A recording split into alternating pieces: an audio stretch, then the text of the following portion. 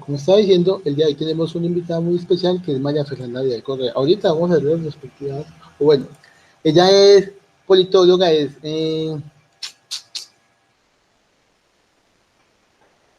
doctora de la Universidad de Ciencias, trabaja en la Universidad Panamericana en el campo mexicano, tiene líneas de investigación en los estudios de género, estudios legislativos y partidos políticos, y después de México. Antes de iniciar con la presentación de la doctora Vidal, el profesor Gustavo, nuestro coordinador en el semillero de geopolítica, acá en el CEGAR, nos va a hacer una presentación inicial acerca del tema que vamos a hablar, es decir, del tema de Afganistán.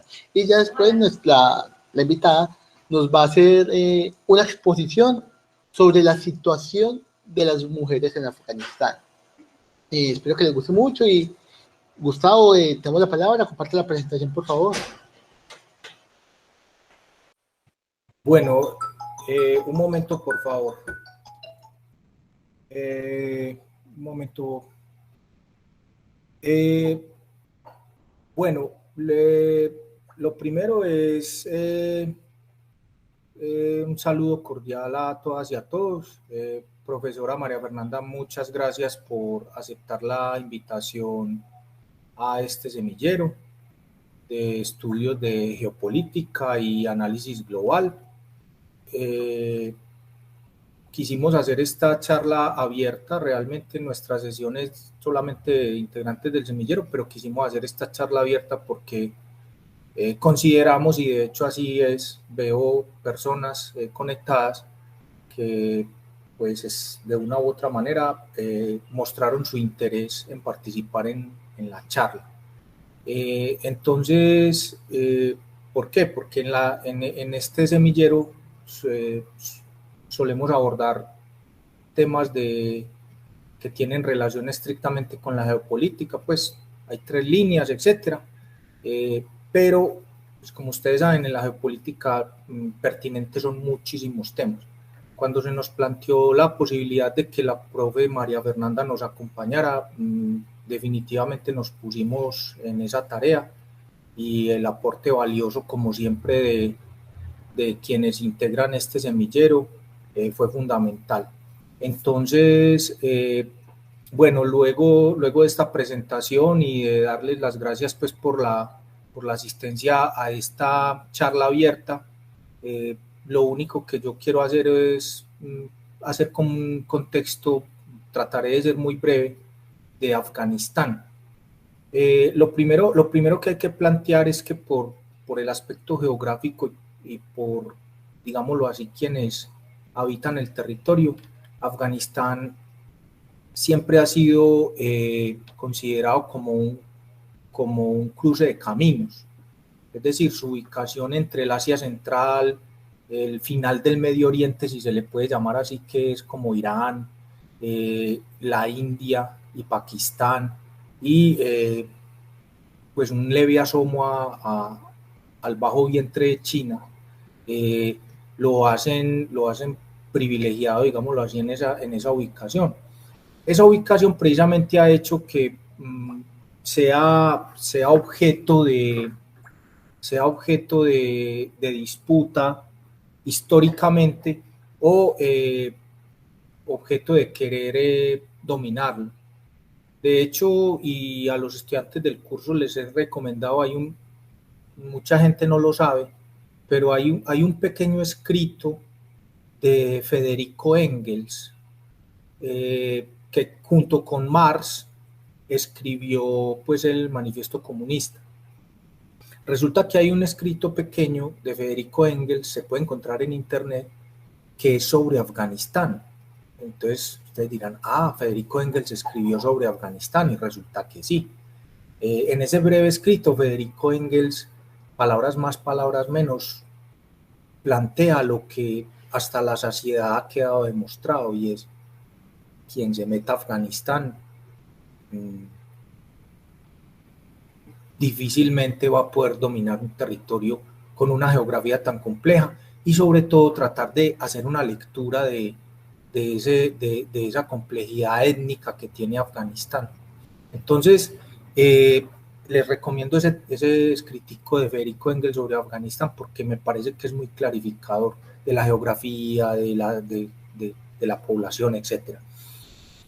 Bueno, básicamente, brevemente voy a hacer como a compartirles una presentación sobre el tema Afganistán. Me indican por favor en el momento en que la puedan visualizar. No sé si ya la pueden visualizar o no. Perfecto, profe. ¿Cómo? Sí. Sí. Ya. Listo, perfecto. Básicamente, como les decía, pues no me voy a remontar muy atrás en el tiempo. Afganistán fue objeto de disputa en el siglo XIX, voy a ser breve en esta presentación, entre Inglaterra y Rusia. Rusia venía expandiéndose por el lado del Asia Central, Inglaterra por el lado de sus posesiones coloniales en la India. Sabemos que Pakistán también hacía parte de lo que se llama el Imperio Británico de la India, ¿cierto? Entonces Afganistán quedaba como en la mitad de esas dos expansiones, digámoslo así. En el siglo XX eso se conoció, hubo un señor de apellido Kipling, Rudyard Kipling, que denominó eso el gran juego. Es esa lucha geopolítica que hubo entre Inglaterra por un lado y Rusia por el otro. Finalmente eso terminó como en una especie de acuerdo entre rusos e ingleses, 1907, donde definitivamente la zona norte de esta región fue dominada por, pues, o quedó en manos de los rusos y la parte sur en manos de los británicos. Bien, ¿qué nos interesa respecto del tema que va a exponer la profesora María Fernanda? Y es hablar de lo que se puede denominar la modernización en Afganistán. La modernización en el país llegó de la mano de un rey que hubo en Afganistán. Lo primero es que pues obviamente se escribió una constitución en 1922, un código de administración en el 23 y pues otra constitución ya renovada en el 1928. Ahí empieza, digámoslo así, como a plantearse una serie de aspectos que empezaron a permitir de alguna u otra manera que pues, Afganistán empezara a entrar en la modernidad. Otro aspecto importante que diría yo le abre a Afganistán como una perspectiva más internacional es que el país, Afganistán, logra incorporarse a la Sociedad de las Naciones en 1934. Lamentablemente, pues la Sociedad de las Naciones casi que al año siguiente salta por los aires, fundamentalmente con dos situaciones. La invasión de Japón a la Manchuria en China y la invasión de Italia a Abisinia, o hoy conocida como Etiopía. O sea, fueron dos hechos. ¿Por qué? Porque uno de los principios de la Sociedad de las Naciones es que un país para tomar esa decisión debía pues tener algún tipo de justificación, y resulta que pues, tanto Japón como Italia pues motu propio deciden invadir estos territorios. Entonces la Sociedad de las Naciones empieza a resquebrajarse y definitivamente ya con lo que sucede después en la Segunda Guerra Mundial y demás, salta por los aires definitivamente. Pero bueno, Afganistán se logra incorporar a la Sociedad de las Naciones en el año de 1934. Eso es un hito importante. Hay un aspecto también importante mencionar, y sobre todo en la década del 40-50, Estados Unidos invierte algún dinero en Afganistán, sobre todo en desarrollo de represas, le ayuda con dinero para llevar a cabo obras de infraestructura en el país. Esto es muy clave. 1964 hay una constitución en Afganistán. ¿Por qué es clave esta constitución del 64 en Afganistán para el tema que la profesora María Fernanda va a tocar?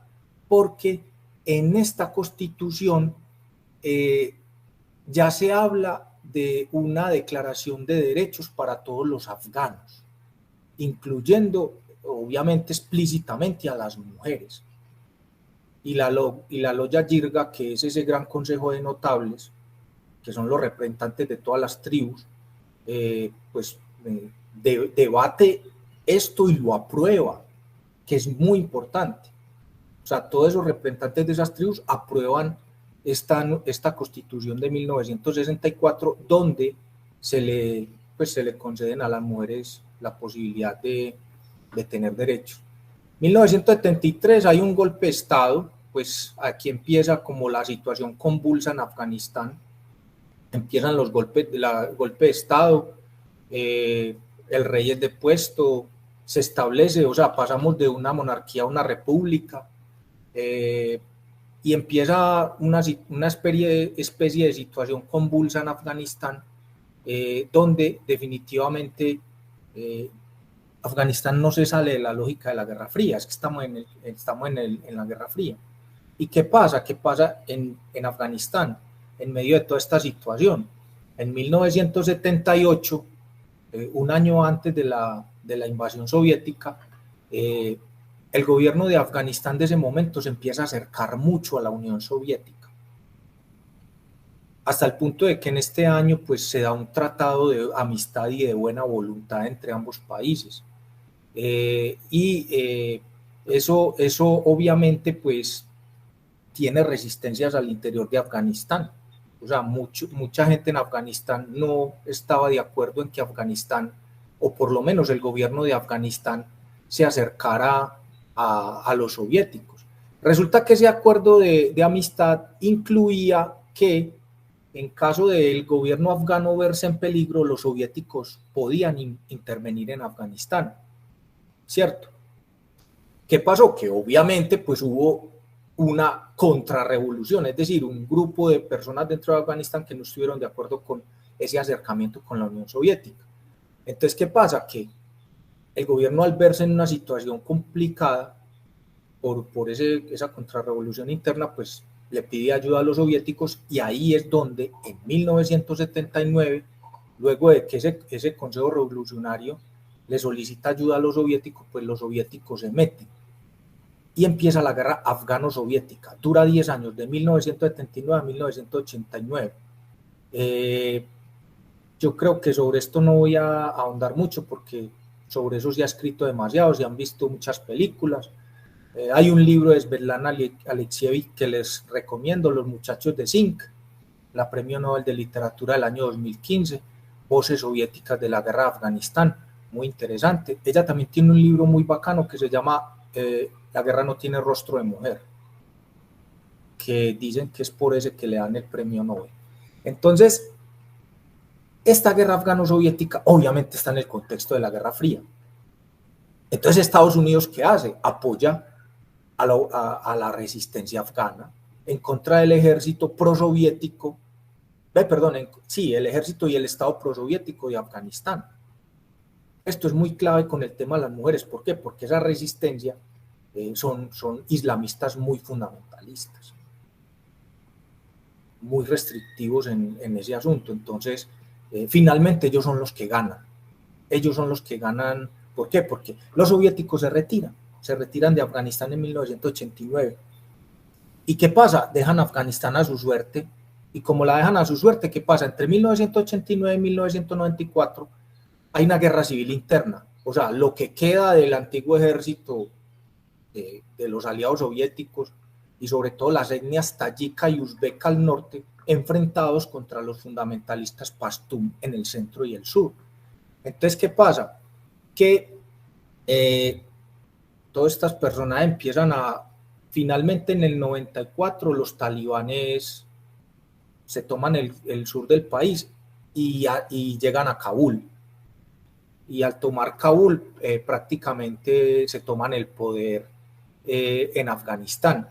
Entonces Los contrarios a los talibán, que son los uzbecos y los tayikos, pues prácticamente se tienen que replegar en el norte, en la zona cerca a Uzbekistán, Tayikistán y Turkmenistán, porque ya no estamos hablando de la Unión Soviética ya no existe. Entonces, en 1994 los talibanes toman el poder. Sobre esto yo creo que la profesora María Fernanda ya se va a dar cuenta que esto fue, en el tema de la mujer, un retroceso brutal. ¿Por qué? Porque implementan los talibanes la Sharia, implementan un montón de cosas. Entonces, del 94 al 2001, en Afganistán, ¿quiénes mandan? Los talibanes. Del 94 toman Kabul, pero la guerra continúa.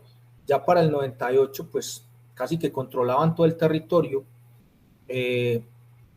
Y bueno, sobre esto no voy a hacer mayor énfasis porque la profe se va a concentrar en eso, es la restricción a la mujer, ir al colegio nomás hasta los 10 años, imaginen una mujer con educación solamente hasta los 10 años, y pues, y el uso obligatorio de la burka, o sea, no es que te dan la opción, es que es obligatorio.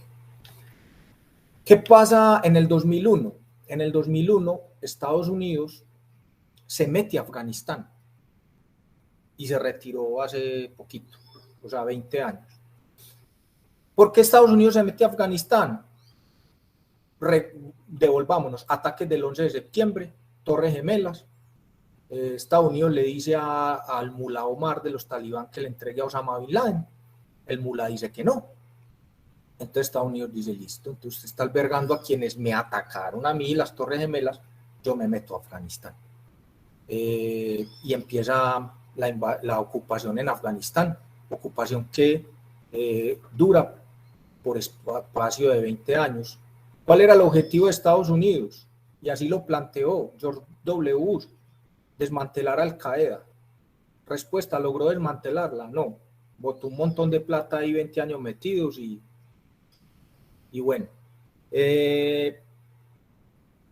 Finalmente, ¿en qué termina todo esto? Termina en que este año, ustedes lo vieron, esas imágenes son de público conocimiento hace poco, Estados Unidos toma la decisión de retirarse de Afganistán.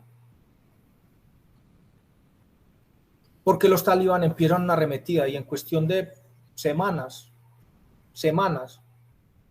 ese estado afgano que Estados Unidos trató de que fuera viable, se vino al suelo en cuestión de semanas. En estos 20 años que pasaron, desde el 11 de septiembre, ¿cuánto gastó Estados Unidos? 2 billones de pesos en la guerra de Afganistán. Y saben que después de 20 años, los mismos que sacaron del poder volvieron al poder. Esa es la conclusión de toda esta situación. Ahora bien, le doy paso y le doy la palabra a la profe María Fernanda. Muchas gracias pues, por permitirme esta introducción para que ya aborde el tema para el cual muy amablemente nos aceptó la invitación. Muchas gracias.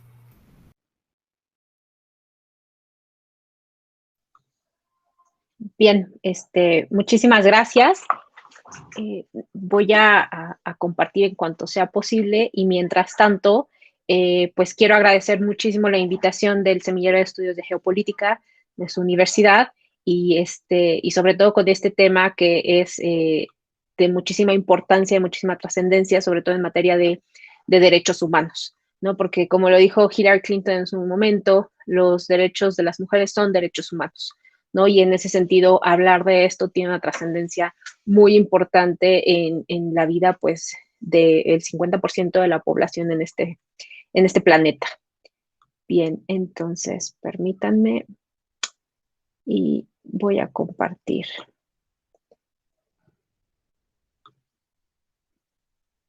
Una ventana. Y es esta.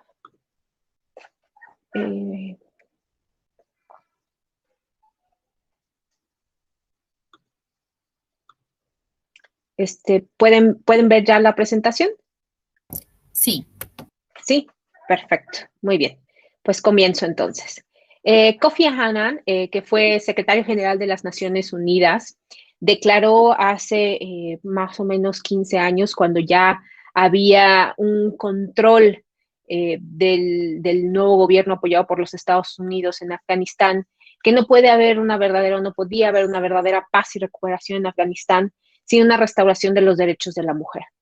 Y en ese sentido, con ello reconocía las atrocidades cometidas en su momento por el grupo que se denomina o se autollama los talibán, y en ese sentido llama o hace un llamado explícito a los distintos actores involucrados en el momento dentro de Afganistán a poner, digamos, el acelerador en garantizar los derechos de las mujeres en este país. Entonces, ya un poquito de esto se ha dicho en términos de los antecedentes que existen sobre todo la ubicación en ese sentido de este país, Afganistán, y en relación a la larga historia de conflictos, tanto internos como externos, ¿no? Toda esta serie de conflictos básicamente han generado una desestabilización total y la capacidad de actores, vamos a decir, completamente arrancados, ¿no? de cualquier estructura o que de alguna manera desconocen las reglas operativas del sistema internacional, porque pues en ningún momento han tenido que convivir con ellas, ¿no? Y eso es algo que vamos a empezar a discutir sobre todo con la llegada del nuevo talibán este año, ¿no? Pero en ese sentido estamos hablando de que toda esta larga serie de conflictos, sobre todo de naturaleza interna, han creado un ambiente de confusión que ha facilitado en ese sentido el surgimiento de este grupo completamente extremista. En términos de conflictos externos, ya bien lo dijo su profesor, en ese sentido estamos hablando de que es una zona, una región que ha servido como, vamos a decir, barrera de contención en conflictos que se han generado sobre todo en la región de Asia y en buena medida que se han dado entre, como ya se dijo en su momento, el Reino Unido y la antigua Unión Soviética, ¿no?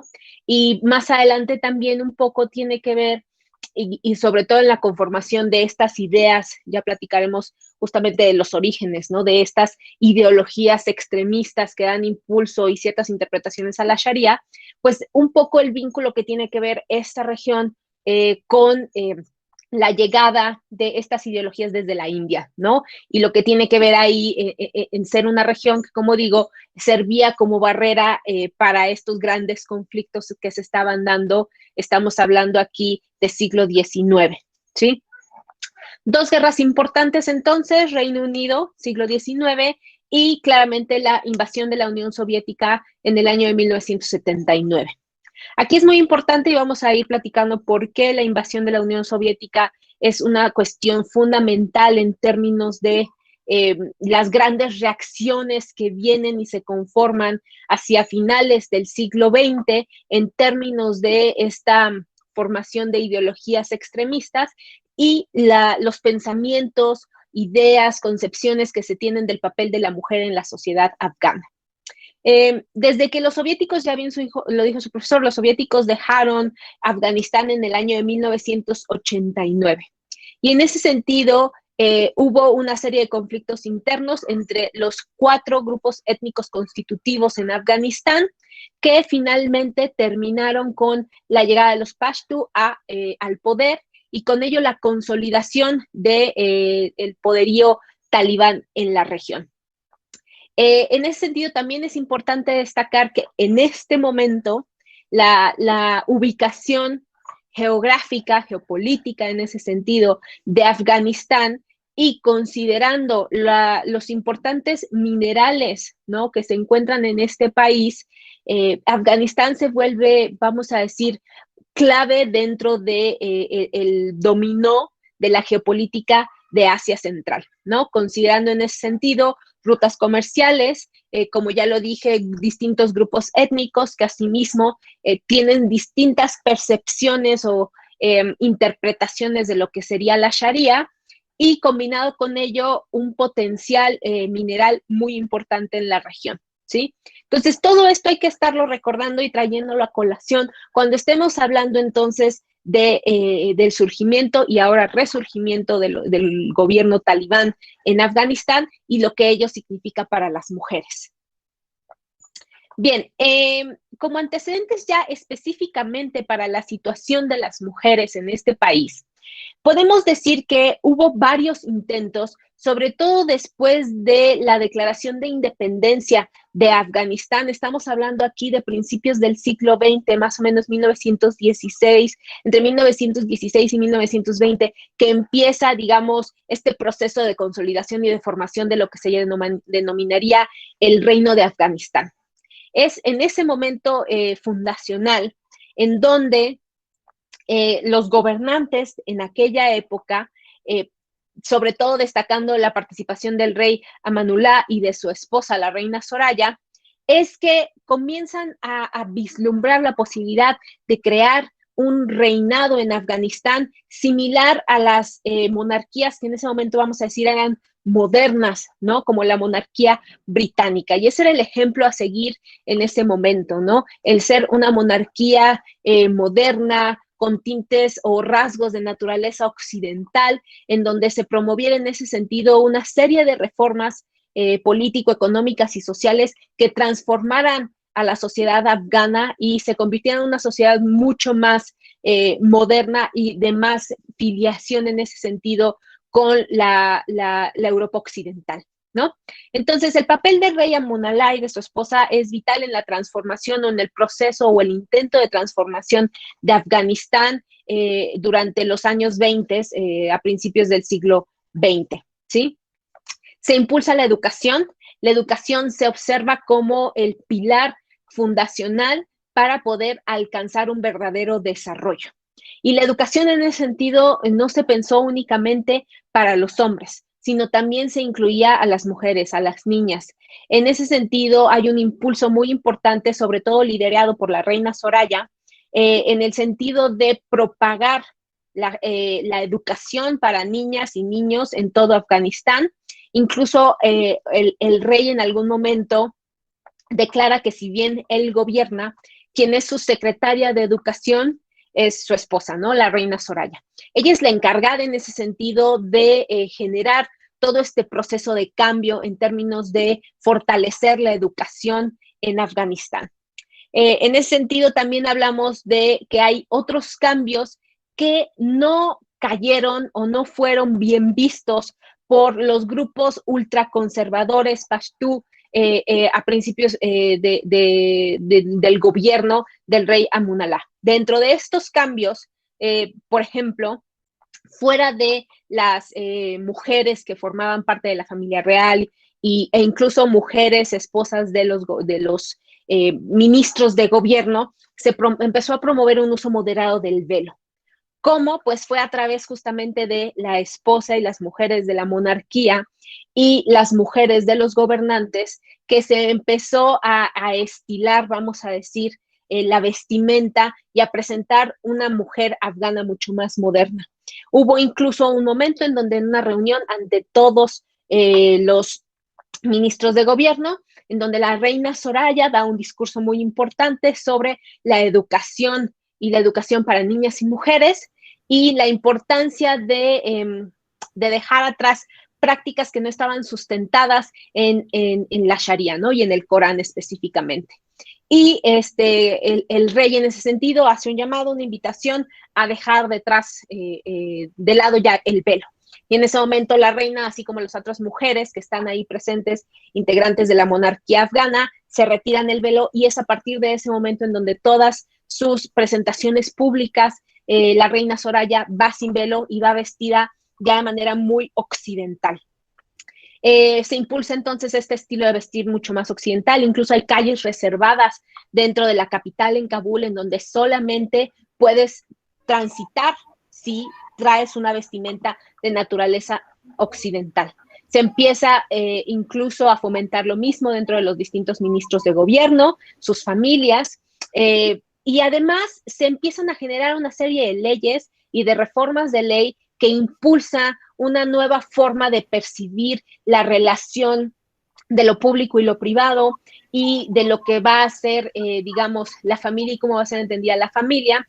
se abole, por ejemplo, el matrimonio forzado, el matrimonio infantil también es prohibido, y esto es muy importante porque forma parte de las prácticas que se llevaban a cabo dentro de Afganistán de manera natural y que de alguna manera supeditaban más a las niñas y a las mujeres.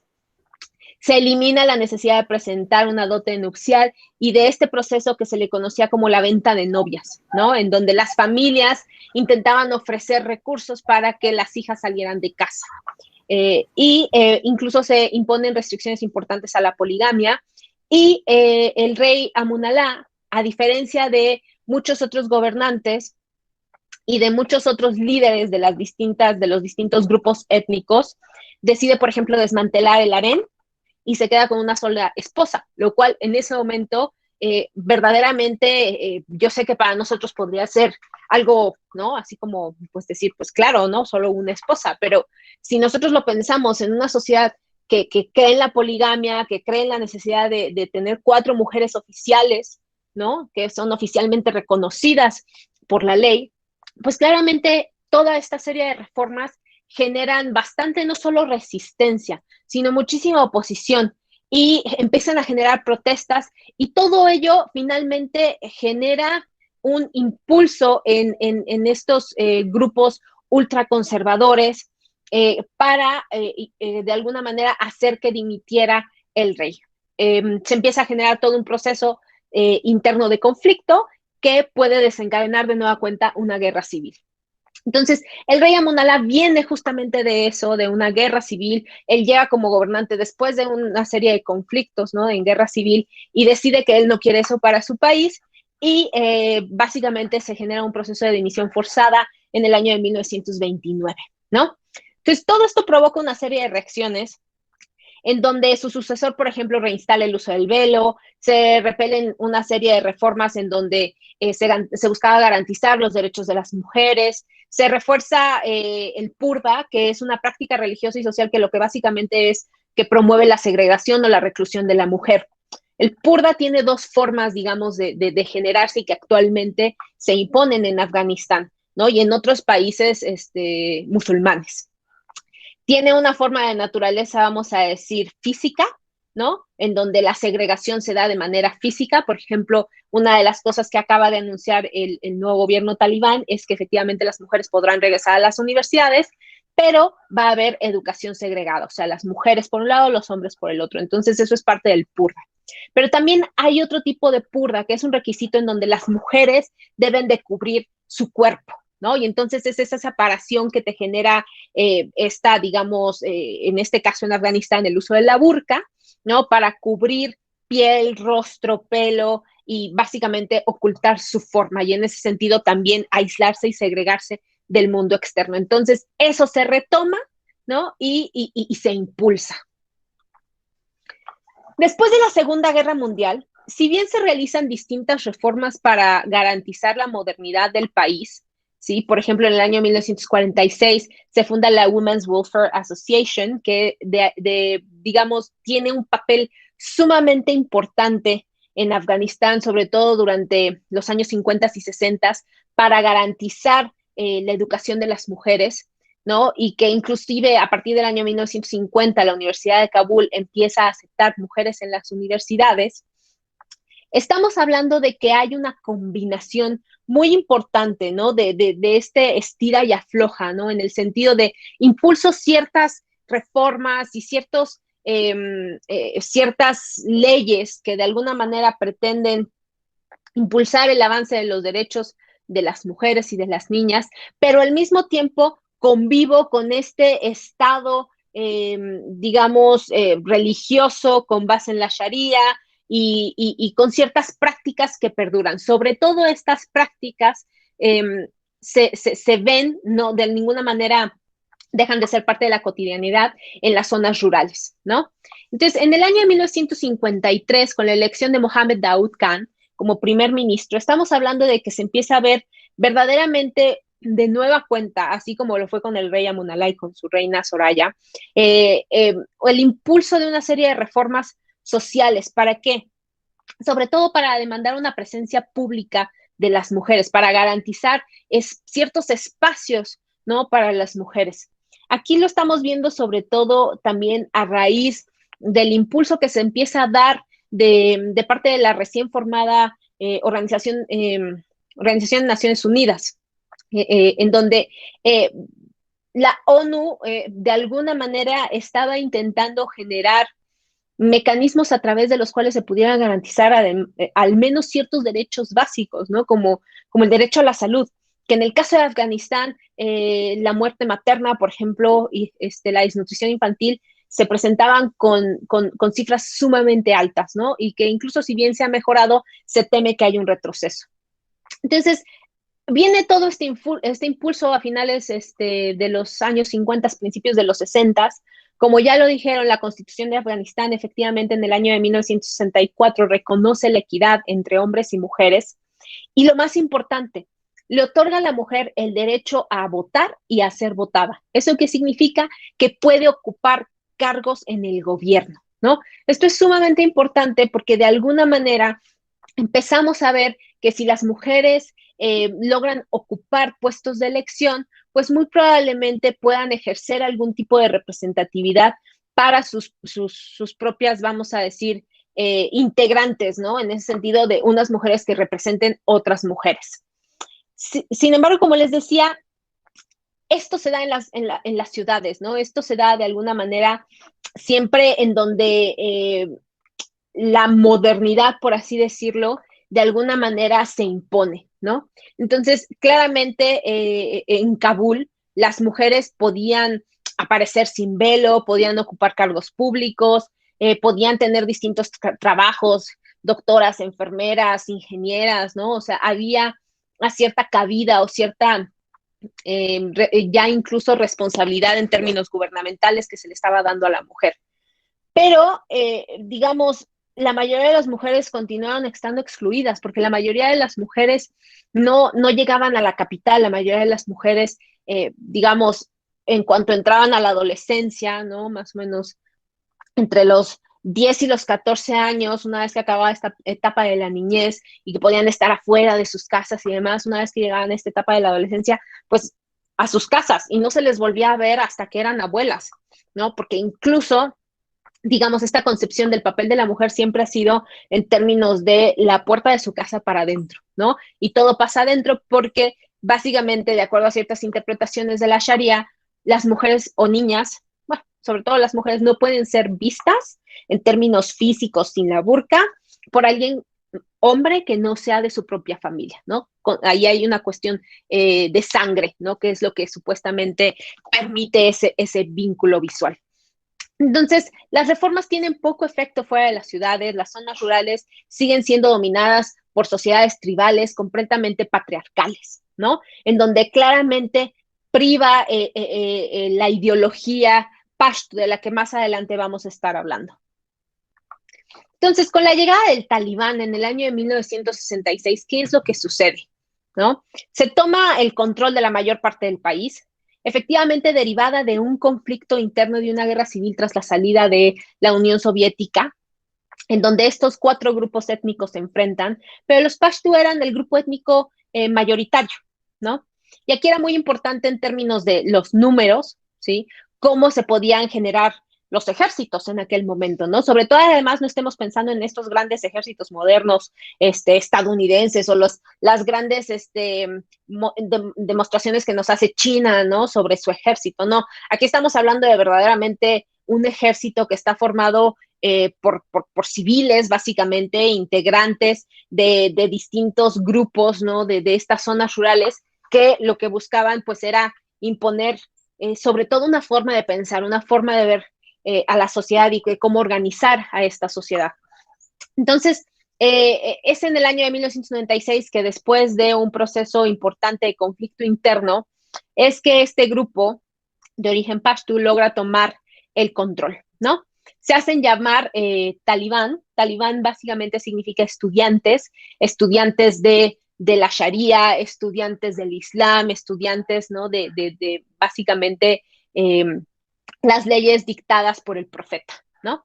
Entonces, en ese sentido, el Talibán toma el control del país y en términos de las consecuencias que esto tiene para las mujeres, es que básicamente las mujeres y las niñas son borradas, ¿no? Eliminadas en términos de la convivencia social, de la capacidad que tenían antes incluso de convivir públicamente. Todo esto se olvida y se borra, ¿no? Las mujeres empiezan a formar parte de solamente de los grupos que socialmente van a ser aceptados, que son sus familias, ¿sí? Entonces las mujeres, pues así se puede decir, son encerradas en sus casas y no pueden salir de ellas, ¿no?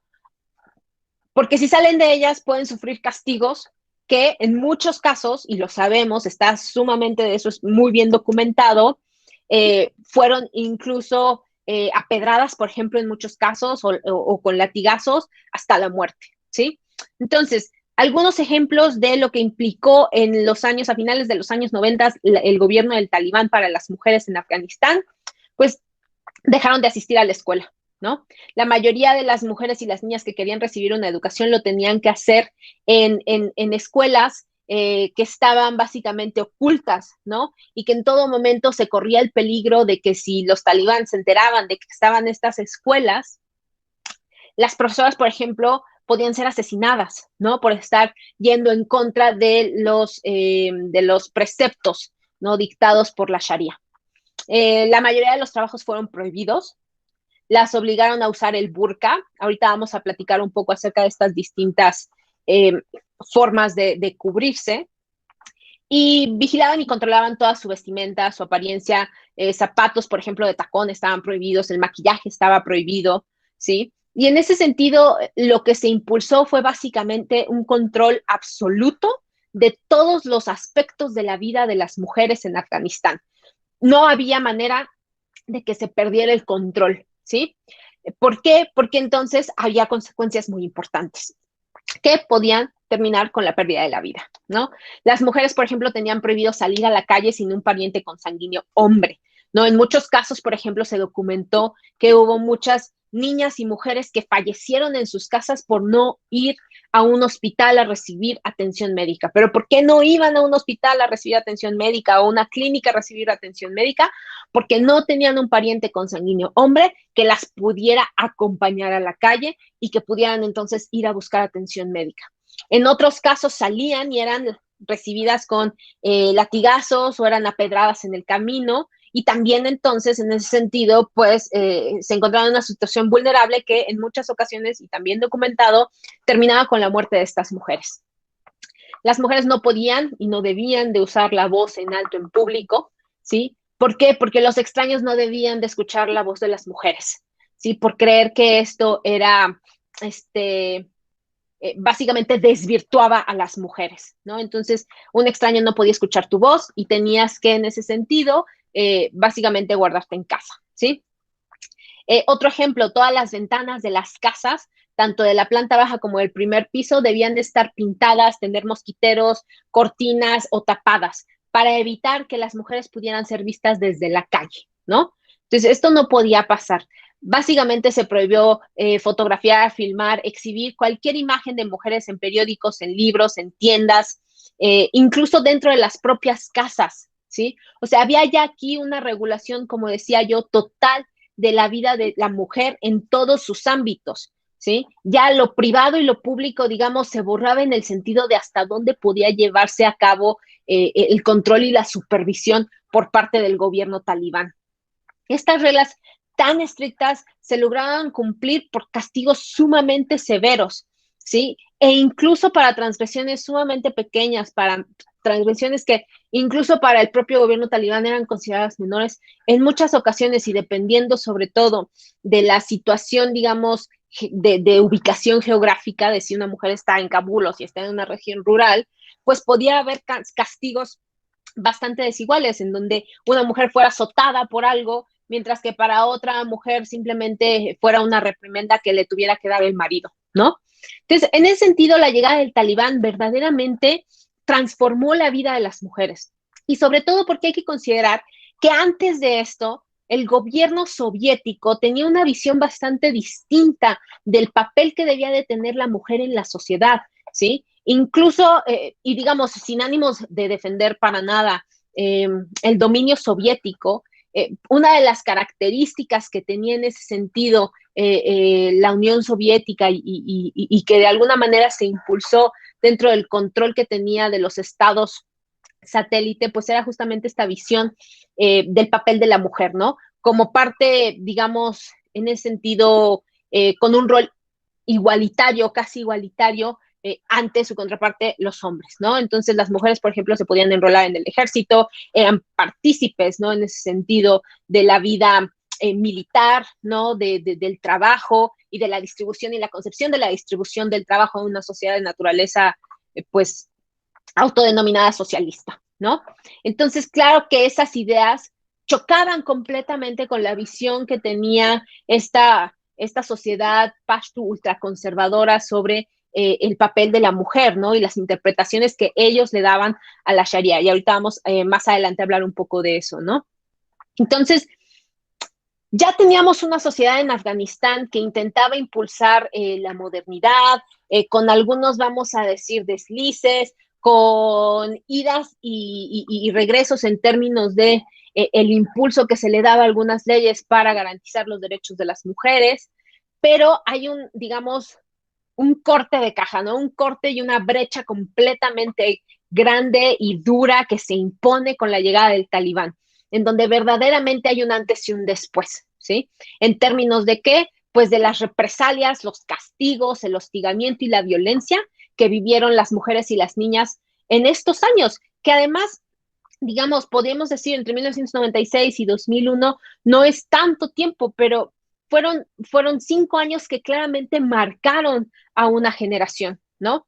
Y que ahora una de las cosas que claramente preocupa a muchos y a muchas que estamos fuera de Afganistán es que muchas de las mujeres y las niñas que en este momento van a experimentar cualquier tipo de represalia por el simple hecho de ser mujeres, no han vivido en ese tipo de sociedad, no se han formado en esa sociedad, ¿no? Quien nació en el año 2001 a 2002 desconoce la severidad, ¿no? de este gobierno y de las medidas tan duras que de alguna manera llegaron a impulsar.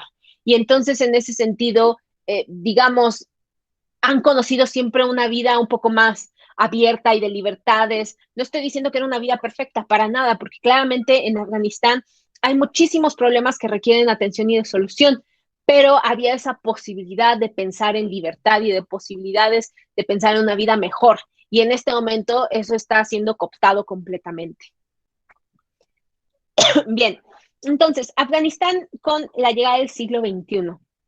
Como sabemos, efectivamente, en el año 2001 y tras los ataques del llamado 9/11, ¿no? Del 11 de septiembre, Estados Unidos emprende una guerra en contra de todos aquellos que para Estados Unidos estuvieron involucrados en la planeación y ejecución de los ataques a las Torres Gemelas.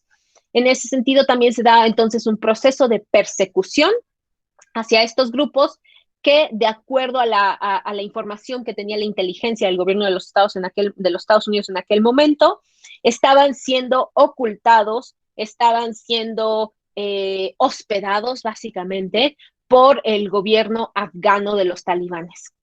Y por ello, entonces, ejerce toda su fuerza y hace uso de su ejército para invadir el territorio afgano y toma control por completo, ¿no?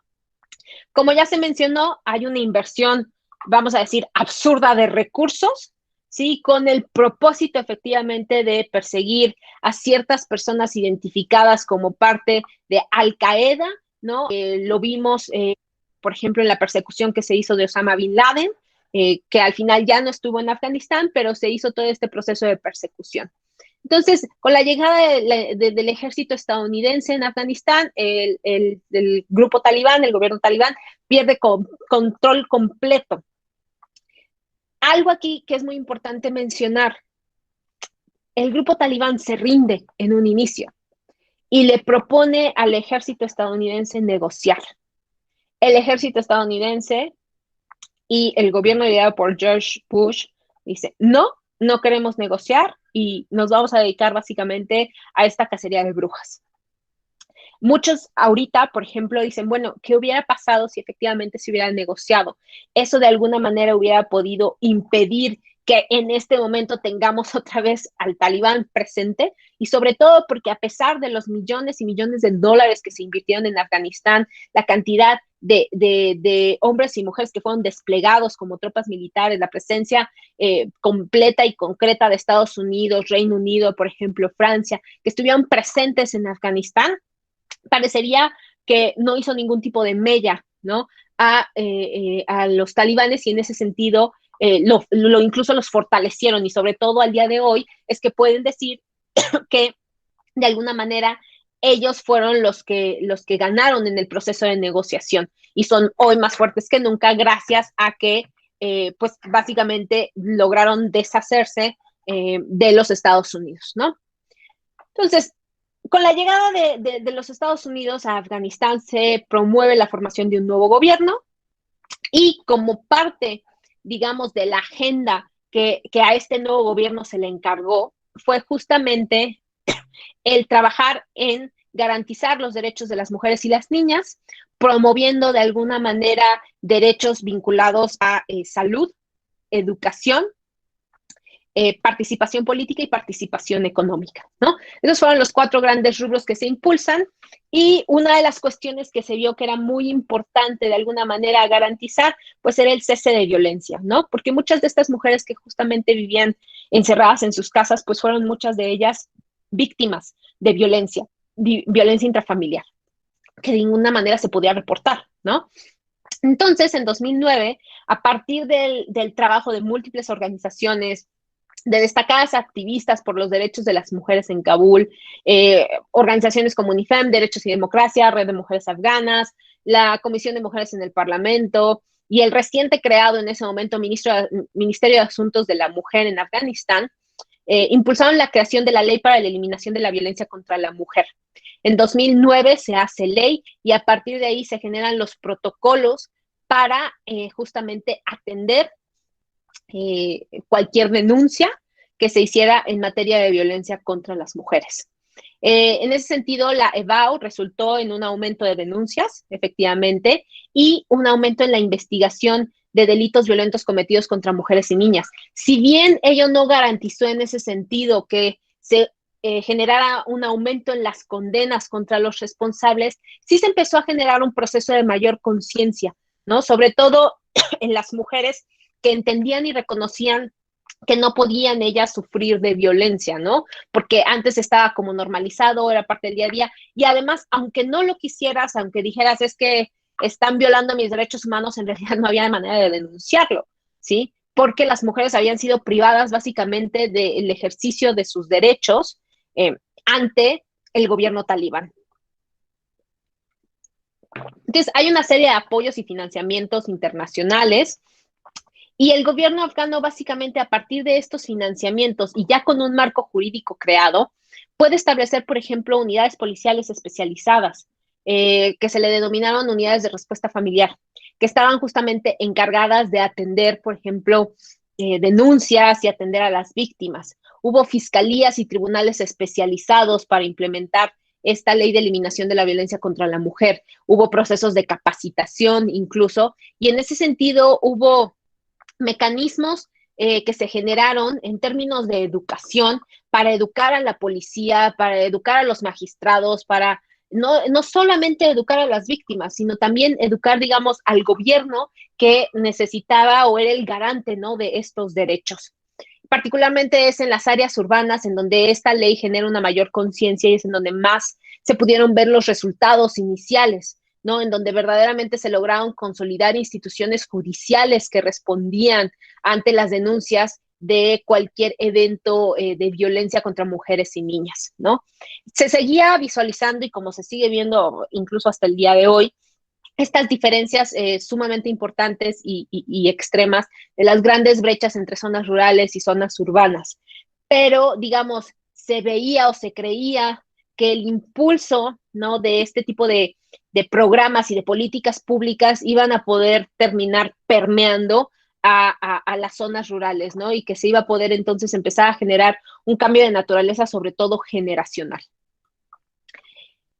Estados Unidos invierte más de 780 millones de dólares para promover los derechos de las mujeres. O sea, este dinero, estamos hablando de 780 millones de dólares en 20 años, que solamente eran o estaban destinados para garantizar, promover y hacer valer los derechos de mujeres y niñas en Afganistán. Es muchísimo dinero el que estamos hablando aquí para la promoción y creación de distintas políticas públicas que resultaron en qué? En muchísimas escuelas, muchísimos hospitales, la formación y capacitación para mujeres que en sí mismo resultó en un mayor número de mujeres, por ejemplo, electas a la asamblea en Afganistán. Entonces empezamos a ver que verdaderamente en 20 años, si bien Estados Unidos no logró avanzar en nada en términos de lograr que el talibán perdiera capacidad de operación y perdiera capacidad de respuesta y organización, sí logramos observar ciertos avances en términos de garantizar derechos de las mujeres y de las niñas. Hubo una tasa muy importante, una reducción de la tasa de mortandad, por ejemplo, infantil, derivada de la falta de alimentos, ¿no? Y básicamente de muertes por hambre, ¿no? Hubo una caída muy importante en la tasa de muertes por maternidad, ¿no? Derivadas de partos mal atendidos, de embarazos no supervisados, por ejemplo, ¿no? También se invirtió muchísimo para la capacitación de las mujeres y su llegada y entrada a las fuerzas militares, a las fuerzas policiales. Estamos viendo de que muchas mujeres empezaron a ocupar cargos políticos, no solo en la asamblea, sino también en los ministerios de gobierno. Las mujeres llegaron a los Juegos Olímpicos, se integraron a profesiones que estaban solamente destinadas para los hombres. Las empezamos a ver como ingenieras en el ámbito de la robótica, de la programación, incluso nuevas carreras que no solamente fueron destinadas para mujeres, sino también para hombres, se empezaron a observar en Afganistán con el impulso justamente de este financiamiento internacional para la educación en Afganistán. Ahora, por ejemplo, tenemos en las noticias que hay un grupo de futbolistas, mujeres afganas que fueron evacuadas hacia Pakistán, la gran mayoría de ellas, y que están intentando conseguir asilo político en el Reino Unido. El club de fútbol de Leeds está dispuesto, por ejemplo, a básicamente proveer del espacio y los recursos necesarios para que estas mujeres se puedan integrar a el equipo de fútbol femenil de Leeds, ¿no? Y que en ese sentido tengan sus vidas en esta ciudad en el Reino Unido. ¿Por qué? Porque estas mujeres claramente se convirtieron en un blanco a seguir por parte del talibán, porque son justamente representativas de ese cambio, ¿no? De que las mujeres incluso ahora pues juegan un deporte que si no está prohibido por el talibán, al menos lo va a estar para las mujeres, ¿no?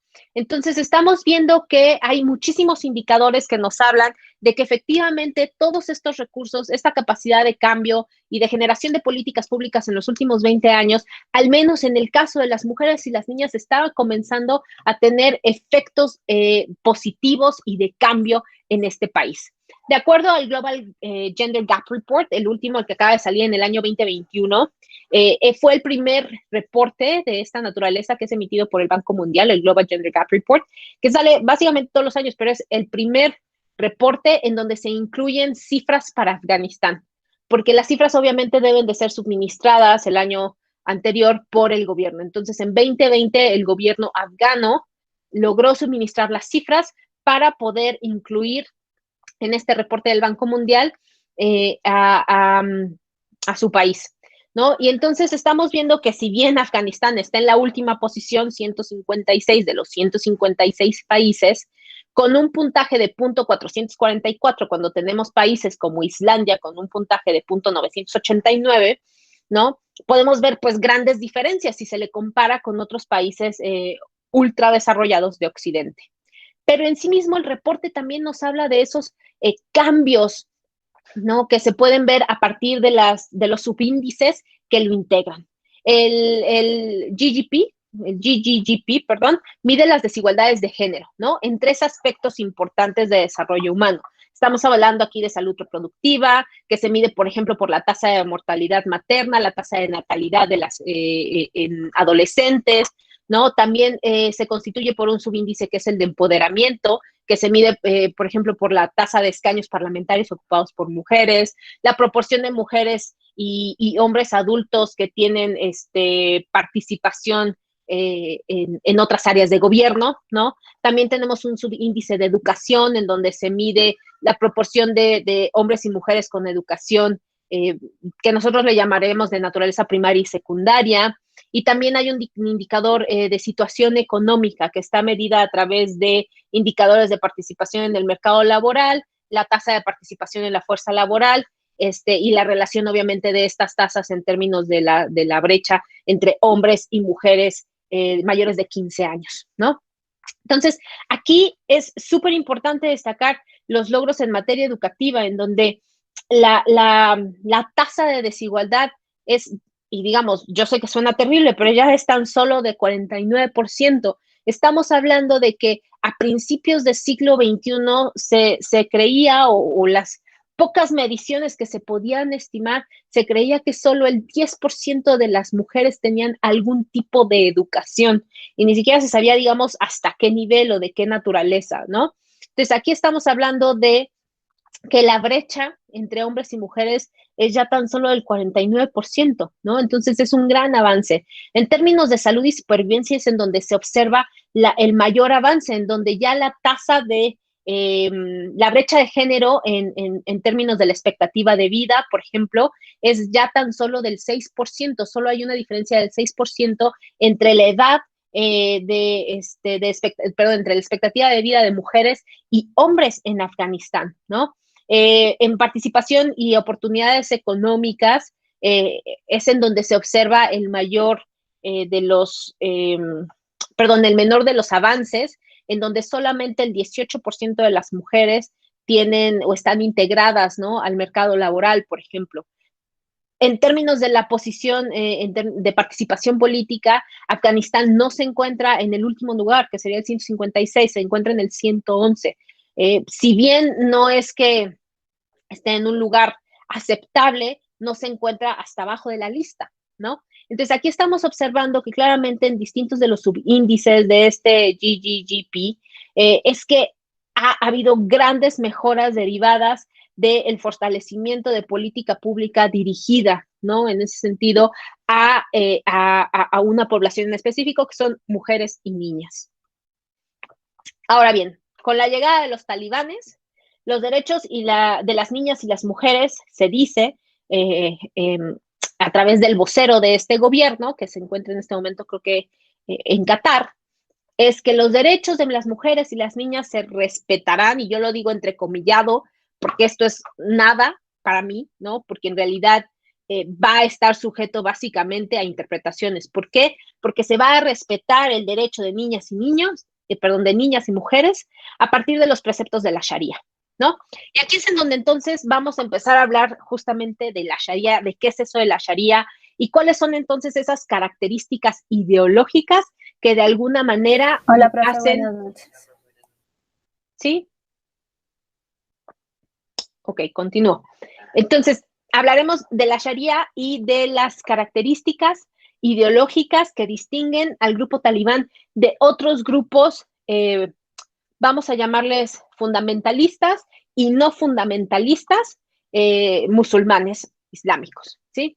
Entonces, la Sharia es un marco, básicamente, de principios éticos y de interpretaciones que están basadas en el Corán y las fatuas, ¿no? Las fatuas son una serie de pronunciamientos legales que hacen los juristas o académicos, vamos a decir, estudiosos de las leyes islámicas, ¿no?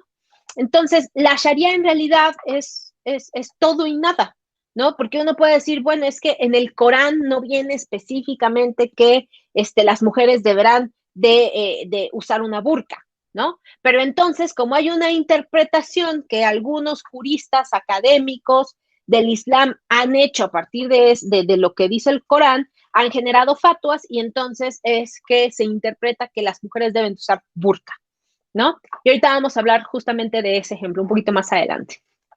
Entonces, la Sharia y la interpretación de estos marcos que generan principios éticos que se aplican a las leyes o de las cuales se generan las leyes y que de alguna manera limitan o fomentan ciertos comportamientos sociales, ¿sí? Es lo que genera una disparidad plena y absoluta en el ejercicio de los derechos de las mujeres y las niñas en los distintos países musulmanes.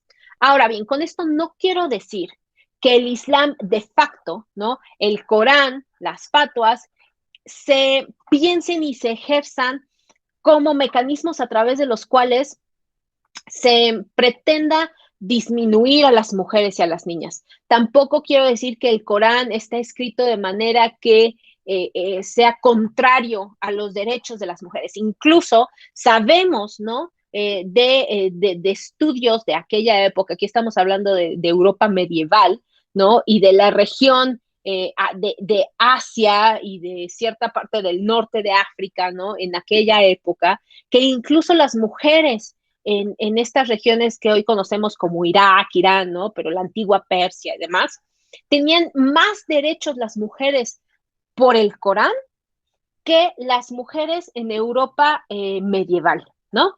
Entonces, no es que el Corán esté escrito y pensado para aislar y disminuir a las mujeres en estas regiones. El problema aquí es justamente la interpretación que se haga de estos textos, ¿no? Y cómo ellos en realidad son capaces de generar jurisprudencia, ¿sí? Que de alguna manera sustenta las leyes del Estado, ¿sí? Entonces, aquí un ejemplo de esta disparidad. Yo lo denomino así, pero claramente si lo comparamos con México incluso, o con Colombia, o con Estados Unidos, pues claramente no es un Estado liberal, ¿no? Pero en términos de su posición geográfica, vamos a decir que el relativamente liberal Irak es opuesto, ¿no? Al relativo conservador Irán, ¿sí?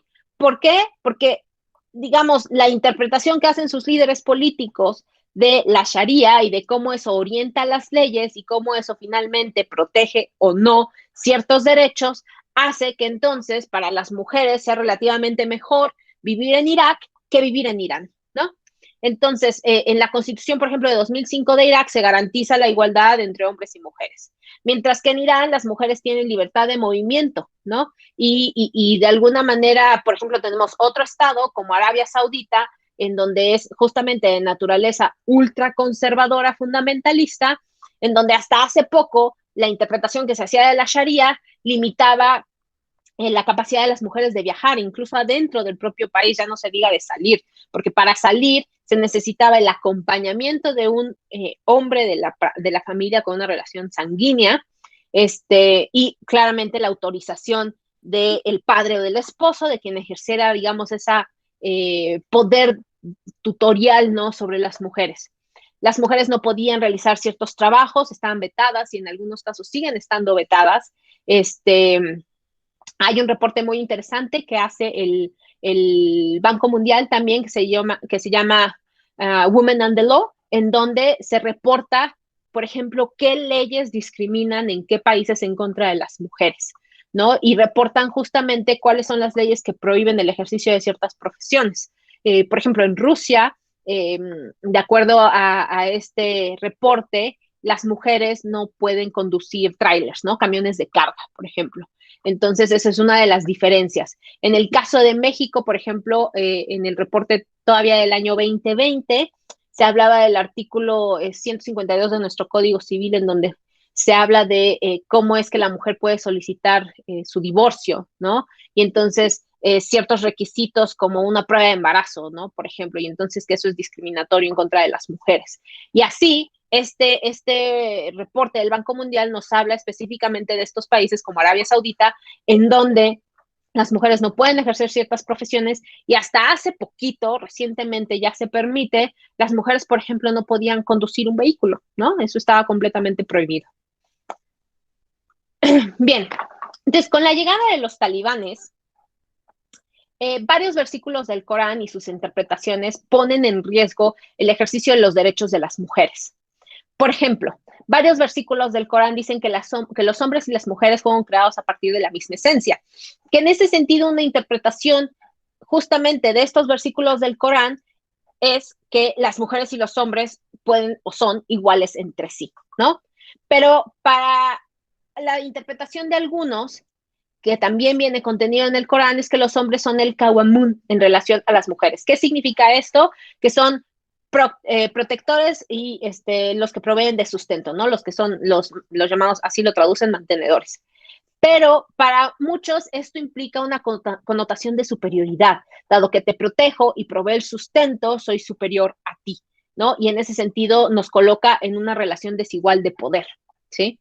Otro ejemplo, en algunos países las mujeres tienen derechos legales y económicos, así como el derecho a heredar.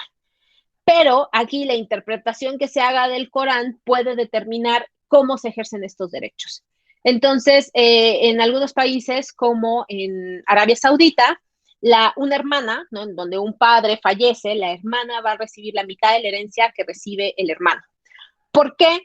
Porque los hombres son los que tienen esta responsabilidad económica de mantener a la familia, ¿no? Entonces, de nueva cuenta, son interpretaciones que nosotros vayamos haciendo del Corán, de las fatuas y de otros instrumentos de naturaleza jurídica islámica, ¿no? Otro ejemplo, el Corán señala que la mujer no debe de revelar su belleza a los hombres más allá de su familia. Para muchos, dependiendo de la interpretación, es que debes de cubrir, por ejemplo, el cabello. Para otros es la cara por completo, para otros es la cara y el cuerpo. Y entonces eso que ha creado, y aquí es en donde es el ejemplo visual que nos permite ver todas estas diferencias específicas de las interpretaciones de la Sharia. Y es en el uso de el yihad, ¿no? El yihad es simplemente una palabra que se utiliza y que ha sido utilizada para describir un tipo de velo, pero básicamente significa cobertura, ¿no? Entonces, el yihad como cobertura, usualmente que estamos observando, sobre todo en países del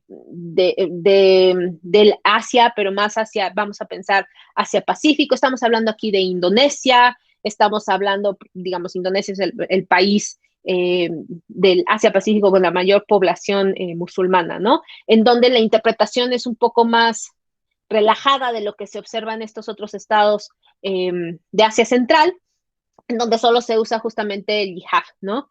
Pero, por ejemplo, aquí tenemos en la imagen central inferior la burka, en donde es esta cobertura completa que se hace de la cabeza hasta los pies, en donde toda la cara es completamente cubierta y solo hay un pequeño como ventanal con una especie como de velo translúcido que le permite a la persona que lo está usando ver, ¿no? Hacia afuera. Existe, por ejemplo, el niqab en donde también solamente se tiene descubiertos los ojos, pero no hay este velo translúcido, ¿no? Colocado, por ejemplo. En el caso de Afganistán, durante la época del Talibán, a finales del siglo XX, lo que se usaba y lo que se mandataba es la burka. Ahora, con el nuevo gobierno talibán, se habla de un nuevo código de vestimenta, en donde no va a ser, vamos a decir, pues lo que dicen, obligatorio la burka, más sí va a ser obligatorio un tipo de cobertura. Por ejemplo, el chador, que es una especie, vamos a decir, de gran manta que se coloca así, de manera circular hacia el cuerpo, se utiliza mucho en ciertas regiones del norte de África, por ejemplo, y en Irak, ¿no? Entonces eso es lo que cubre a las mujeres. Y el kimar, por ejemplo, se utiliza también en ciertas regiones del centro de África y así sucesivamente. Entonces, hasta el momento que sabemos, ¿no? Sabemos que las universidades, de acuerdo al vocero del Talibán, van a abrir y van a permitir, de nuevo el entrecomillado es mío, a las mujeres estudiar. ¿Por qué utilizo este entrecomillado? Porque lo que han dicho es que van a permitirles estudiar de acuerdo a lo que dicta la Sharia. Y la Sharia, para ellos, dicta esta segregación, ¿no? Esta necesidad de dividir a los hombres de las mujeres.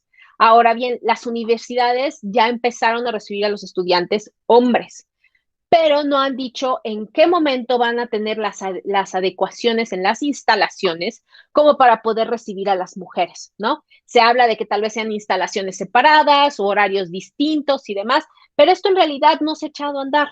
Entonces, de facto, lo que se está generando hasta el momento es una exclusión de las mujeres de las universidades. ¿Sí? Muchos incluso dicen que esto de la educación segregada es simplemente algo como para pasar en este momento y que en realidad no se va a llevar a cabo, ¿no? Y que vamos a ver esta exclusión constante de las mujeres del sistema educativo universitario. Esto se reafirma con qué cosa? Con lo que se está viendo en educación secundaria. Esta ha reiniciado, pero sin niñas ni maestras, ¿no? Profesoras, mujeres, no hay. Y tampoco se ha dado una fecha, ni se ha hablado de si las niñas y las profesoras van a poder integrarse a las escuelas, ¿sí? Entonces, esto también es muy importante porque de alguna manera sienta las bases a través de las cuales podemos hacer una interpretación de cuál es el futuro de las mujeres en las universidades. Sobre todo porque si no terminas la educación que nosotros llamamos secundaria, pues nunca vas a poder ingresar a una universidad, ¿no? Y de esa manera, generacionalmente puedes ir deshaciéndote de esto que para ellos puede ser considerado problemático, ¿no? Que son las mujeres en las universidades. Asimismo, otra de las señas que se están enviando desde el gobierno talibán que nos hablan de una cuestión o de una situación alarmante para mujeres y niñas fue que el viernes 17 fue clausurado el Ministerio para Asuntos de la Mujer, ¿no? Fue a través de este ministerio que se gestionaron muchísimos mecanismos, por ejemplo, de protección, de impulso de la ley para la eliminación de la violencia contra las mujeres. Una, por ejemplo, de una exministra de este ministerio salió en un reportaje para la BBC hablando de muchas niñas que fueron rescatadas por el ministerio de estos matrimonios infantiles, ¿no? Niñas, estamos hablando de 8 años, 10 años, fueron rescatadas de matrimonios infantiles con señores que tenían 30, 40 años y que lamentablemente con la llegada del talibán y con el inminente cierre del ministerio tuvieron que ser devueltas, ¿no? Por ejemplo. En su lugar, y esto es lo más triste de todo, fue que se abrió el Ministerio para la Propagación de la Virtud y la Prevención del Vicio. Este ministerio, entre 1996 y 2001, fue el responsable del ejercicio del actuar de la llamada policía de la moralidad. Era esta policía la que se encargaba justamente de vigilar en las calles que las mujeres no salieran sin un acompañante hombre, que las mujeres respetaran el código de vestimenta y sobre todo eran los encargados de ejercer los castigos en contra de mujeres y de niñas que violentaban el orden impuesto por el talibán. Se anunció ya, como les comenté, la entrada del nuevo código de vestimenta. No se sabe bien a bien qué signifique ello y que si bien la burka no va a ser obligatoria, tampoco se sabe si, sobre todo en las zonas rurales, si tú decides no traer la burka, cuáles podrían ser las consecuencias, ¿no? Y entonces de facto terminar en una aplicación forzada de este velo que cubre en su totalidad a las mujeres. Se han removido todas las imágenes de niñas y mujeres en espacios públicos, en espacios, por ejemplo, en tiendas, comercios, e incluso parques. Por ejemplo, había un parque, el Parque de las Mujeres y las Niñas, ahora se denomina el Parque de la Paz, ¿no? Porque todos aquellos anuncios en donde la palabra niña o mujer estuviera escrita fueron completamente destruidos, ¿no? Entonces, toda esta serie de incidentes lo que nos obliga es a pensar un poco cuál es verdaderamente la naturaleza y la visión ideológica que tiene el nuevo gobierno, de nuevo entre comillas, talibán, ¿no? Aquí sobre todo pensando un poco en que el gobierno talibán, y aquí es donde quiero hablar un poco justamente de esa perspectiva ideológica, ¿no? El gobierno talibán es de naturaleza suní. Aquí es importante recordar, en términos del Islam hay dos grupos religiosos los más importantes, ¿no? Que son los sunís y los chiitas. En el caso de los sunís estamos hablando de que alrededor de casi el 85% de todos los musulmanes en el mundo son sunís, ¿no? Y dentro de este grupo sunís hay muchísimas denominaciones, muchísimas orientaciones y muchísimas perspectivas. En el caso específico del grupo talibán, estamos hablando aquí de que los talibanes justamente se crearon en términos de pensamiento ideológico, ¿no? A partir de una denominación y por eso les dije, aquí es importante recordar la situación británica, ¿no? La guerra que se tenía y pensar un poco en la conquista que se hace de esta zona, por ejemplo, de la India, ¿no? ¿Por qué? Porque el Talibán es justamente un grupo, vamos a decir, fundamentalista, que basa así sus preceptos y sus ideas y sus conocimientos en una interpretación de la ley de la Sharia que está basada en una cosa que se le llama fundamentalismo deobandi, ¿sí? Aquí es importante recordar esta palabra de deobandi, porque deobandi básicamente es una región, bueno, el deobandi es un movimiento revitalista del Islam suní con orígenes sufíes que aparece justamente en la India, en una ciudad que se llama Deobandi, ¿no? Y que es en la India y posteriormente se lleva a Pakistán y se va extendiendo justamente hacia otros países como Afganistán, Sudáfrica e incluso algunos, digamos, de sus representantes más conservadores han incluso llegado ya al Reino Unido, ¿no?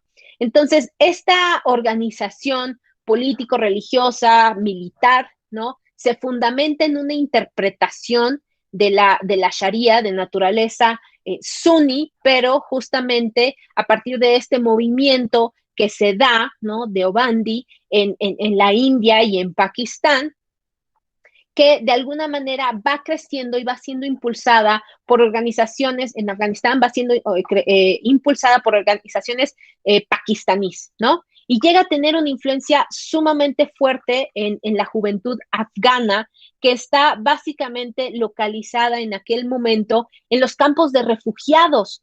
¿En qué campos de refugiados? Pues aquí estamos hablando del contexto de la invasión soviética, ¿no? Al país y de los grandes cambios que vienen a ser impulsados por la Unión Soviética en Afganistán.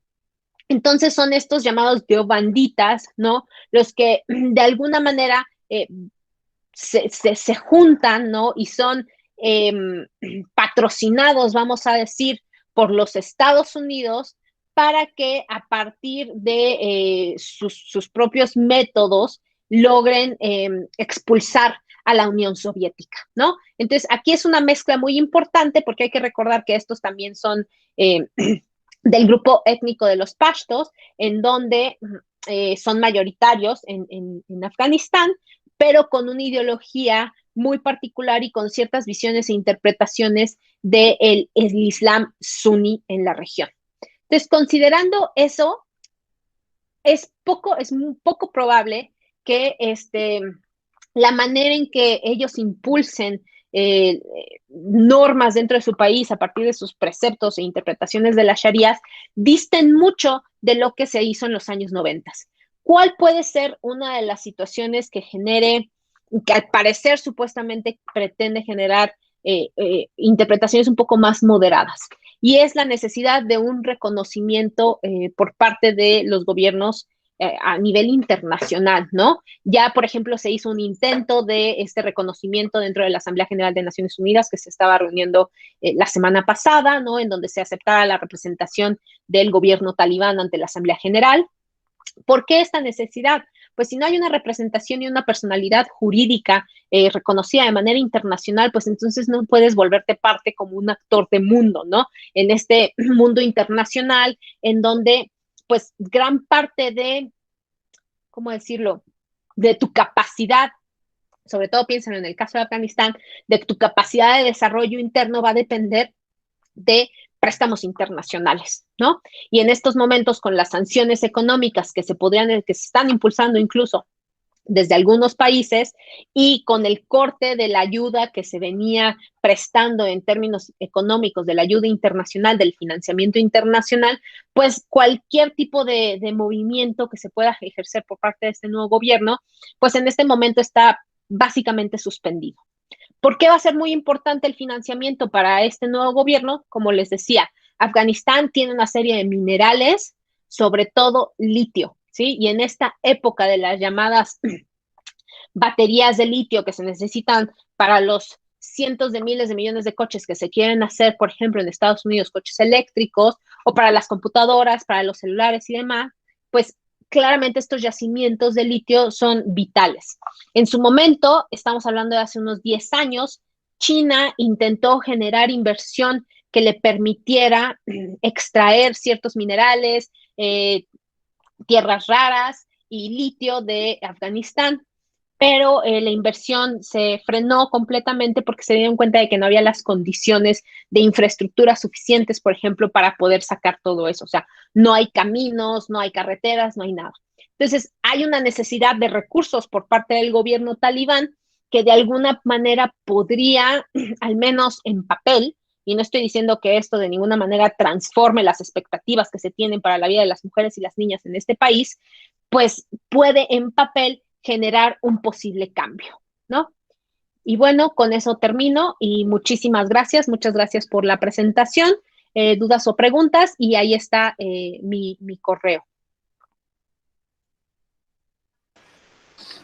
Bueno, antes de dar inicio a la ronda de preguntas, desde el Semillero de Estudios Geopolíticos y Análisis Global, le queremos agradecer a la profesora Maya Fernanda por la excelente presentación. Ahora, no sé si el profesor Gusto tenga alguna duda o alguno de los compañeros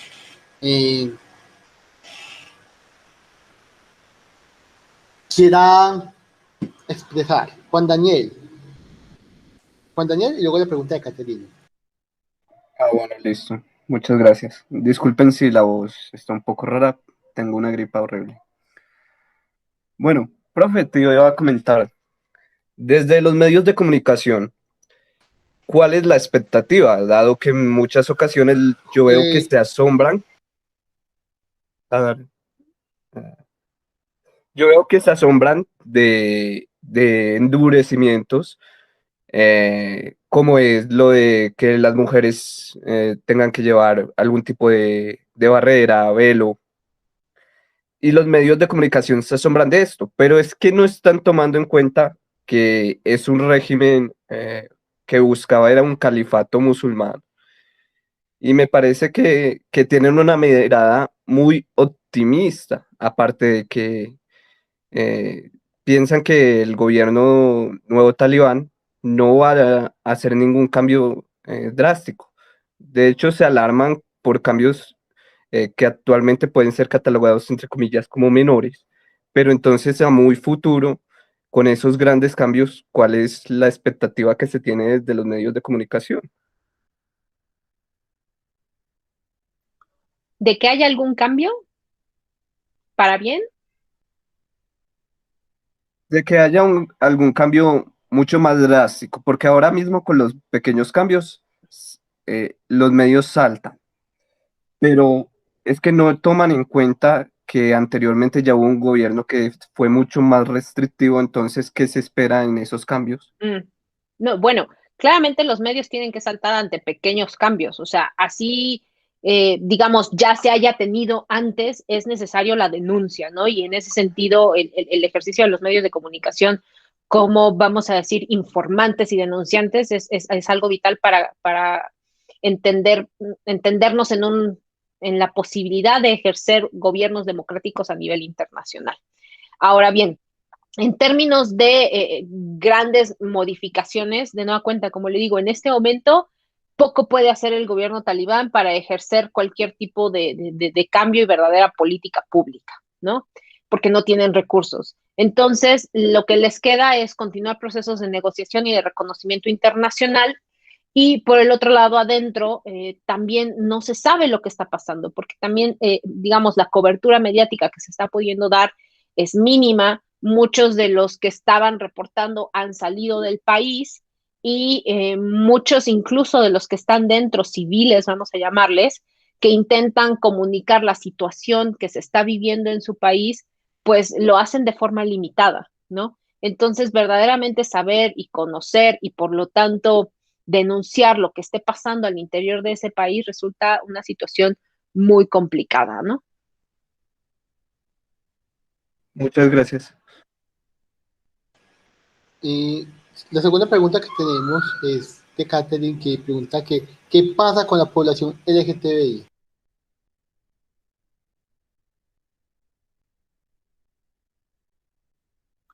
Sí, bueno, digamos que durante estos 20 años de gobierno, no quiero decir de los Estados Unidos, pero sí auspiciado por los Estados Unidos, no se hacía, ¿cómo decirlo? Más bien había un desconocimiento, vamos a decir, a propósito de la existencia de estos grupos, ¿no? En el sentido de si no te veo, sé que no estás ahí y entonces no tengo que hacer nada al respecto.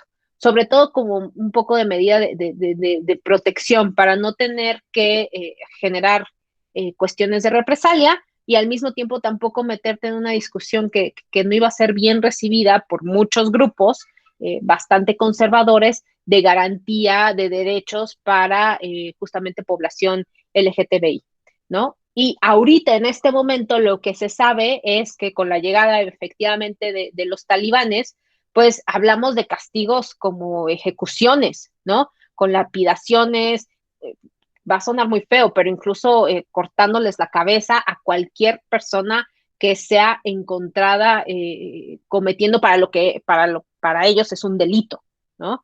Y efectivamente lo mismo para quienes son integrantes de los colectivos, porque sí existen algunos colectivos que claramente se formaron en estos 20 años y que están intentando denunciar, ¿no? Lo que está sucediendo al interior del país. Ahora bien, muchos de estos integrantes de estos colectivos están en el exilio, ¿no? En este momento están en el exilio y están intentando denunciar lo que saben y conocen de otras personas que están al interior y que efectivamente, pues para la población LGTBI es una situación completamente terrorífica, ¿no? O sea, el mejor castigo que podrías recibir es ir a prisión, ¿no? Porque en realidad lo que se espera y lo que se sabe es que básicamente para este crimen, lo digo entre comillas, porque es la interpretación de ellos, la pena es la muerte.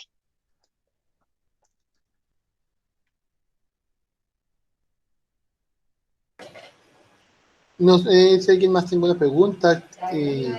Escuché mencionar ahora a Dayana, no sé si Dayana tiene alguna duda o comentario que hacerle a la profesora.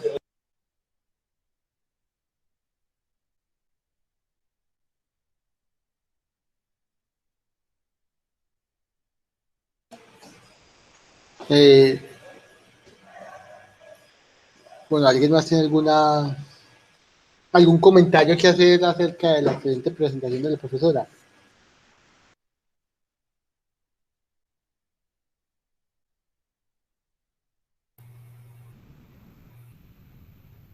Gustavo. Sí, yo de pronto, bueno, pues primero que todo darle las gracias a la profesora María Fernanda pues por aceptar nuestra invitación. Segundo, de pronto la inquietud es respecto de qué medidas concretas desde el orden internacional, no sé, se podrían implementar para ejercer algún tipo de rastreo de situaciones que puedan, pues, o sea, si existe la posibilidad de que el nuevo gobierno talibán se someta a algún tipo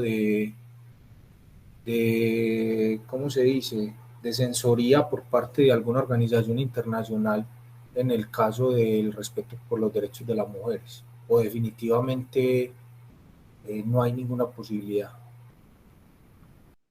Bueno, a nivel internacional, por ejemplo, en términos de la Unión Europea, se han hecho muchos llamados de distintos colectivos y ONGs que le han pedido a los distintos países de la Unión Europea no reconocer oficialmente al talibán. Eso que implica, por ejemplo, hablamos de representaciones diplomáticas, del restablecimiento de relaciones diplomáticas, ¿no?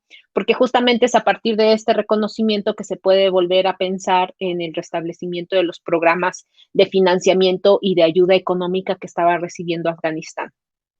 Eso por un lado. También se habla, por ejemplo, del papel que podría ejercer Naciones Unidas, sobre todo si Afganistán y el gobierno talibán aceptaran recibir delegaciones, ¿no? Por parte de, por ejemplo, de los cascos azules, o se plantean organismos de supervisión que estén siendo controlados por ECOSOC, por ejemplo, que es el Consejo Económico y Social de la ONU, ¿no? Como agentes de supervisión para la garantía, ¿no? del cumplimiento de cualquier acuerdo que se pueda generar en materia de derechos de las mujeres.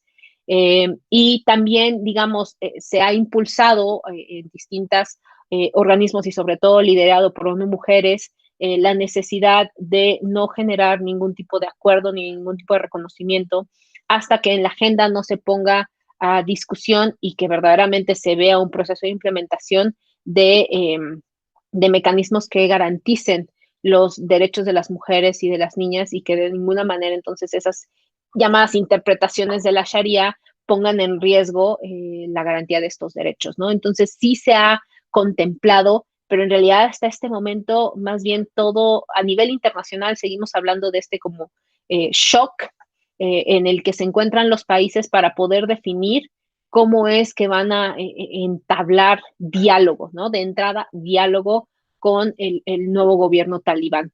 Y pues uno de los eventos, vamos a llamarle, que justamente ha traído a colación esta necesidad de generar una respuesta coordinada, pues es lo acontecido en la Asamblea General, ¿no? Con esta llamada del talibán a reconocer a su emisario, a su enviado, ¿no? Como parte o integrante de la Asamblea General de Naciones Unidas.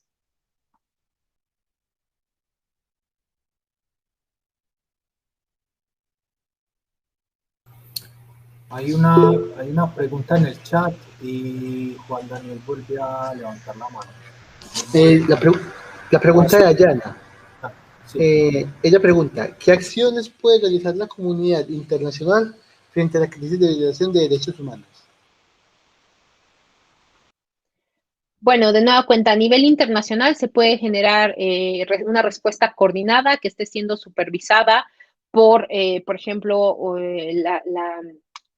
la ONU, ¿no? En ese sentido, en donde ya se ha hecho, por ejemplo, para otros países justamente enviados en materia de derechos humanos, se hacen relatorías, ¿no? Sobre la condición que tienen las personas, en este caso podrían ser, por ejemplo, mujeres, niñas y otros grupos sociales que tienen en este momento en Afganistán, ¿no? Entonces, estar básicamente en ese sentido, permitir la observación, ¿no? De organismos internacionales dentro del país.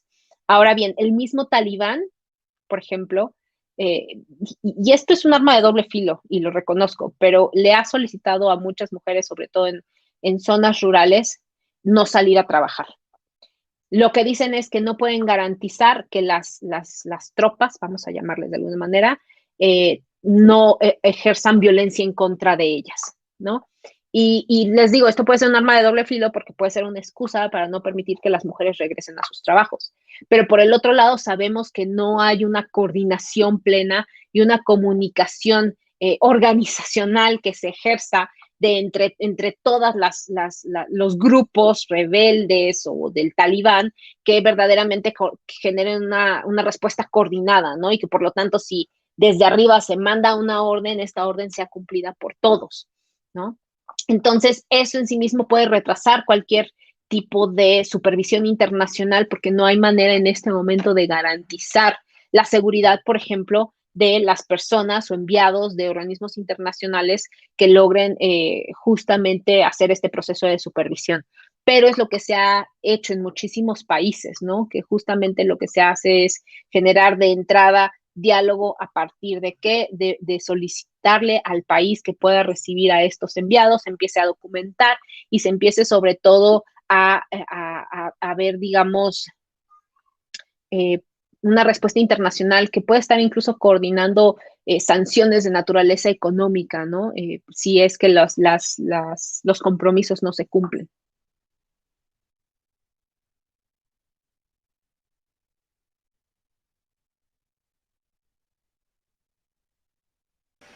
Gracias, profe. Juan Daniel, iba a hacer otra pregunta. Dale, la última. Profe, te iba a comentar, ¿cuál es la posibilidad de que en vez de girar a estos préstamos de naciones europeas, se gire hacia China? Y a la hora de girar hacia China, China no exige el cumplimiento de todos estos derechos humanos, no exige por diversas políticas la necesidad de salvaguardar estos derechos. Entonces, ¿cuál es la probabilidad de que hablemos de que el talibán empiece a hacer relaciones con los chinos en lugar de con Europa? La probabilidad es bastante alta, ¿no? Pero digamos, también hay aquí una situación importante que hay que recordar. China, más que nunca, digamos, depende o responde a cuestiones internacionales, ¿no? Vinculadas a demanda que se puede hacer. Estamos ante una guerra comercial con Estados Unidos que de ninguna manera se va a frenar, ¿no? Entonces, China sabe que en Afganistán puede encontrar un buen aliado. Pero como ya lo dije, hace 10 años intentaron, ¿no? Efectivamente entrar y sacar recursos y vieron que no había condiciones. Entonces yo creo que ahorita, si bien es uno de los superpoderes que puede, superpotencias, perdón, que puede intentar eh, establecer relaciones de amistad con el nuevo gobierno talibán, de alguna manera han sido bastante cautelosos, ¿sí? Y no han tendido hasta el momento, de manera al menos pública, una línea de comunicación, ¿no? Y que en este momento más bien yo creo que siguen esperando a que haya una restauración del orden al interior, ¿no? Y una reconstrucción posguerra como para verdaderamente buscar generar grandes inversiones en Afganistán, porque si no saben que es muchísimo dinero que se puede perder, ¿no? China está consciente de los riesgos de seguridad que pueden surgir si se hace una avanzada importante en países extremistas, ¿no? Eso es lo que en este momento detiene a ese país, que no hay certeza, ¿no? Y en ese sentido es en este momento inviable que se generen grandes inversiones que en ese sentido puedan de alguna manera, ¿cómo decirlo? Hacer que el talibán vire de rumbo y diga, bueno, ya no me importa lo que esté pasando en Occidente, ¿no? Y entonces me quedo solamente con China. No, yo creo que ahorita en este momento el gobierno talibán está buscando todo tipo de reconocimiento internacional porque necesita básicamente tocar todas las puertas posibles, ¿no? Y hay que aprovecharlo porque eso tampoco va a durar mucho tiempo, ¿sí? Pero ahorita es un proceso de muchísima cautela para cualquiera que pretenda de alguna manera generar negocios, ¿no? O sea, puedes generar diálogo, puedes generar acercamientos, pero no es que se generen relaciones ya de naturaleza comercial o financiera.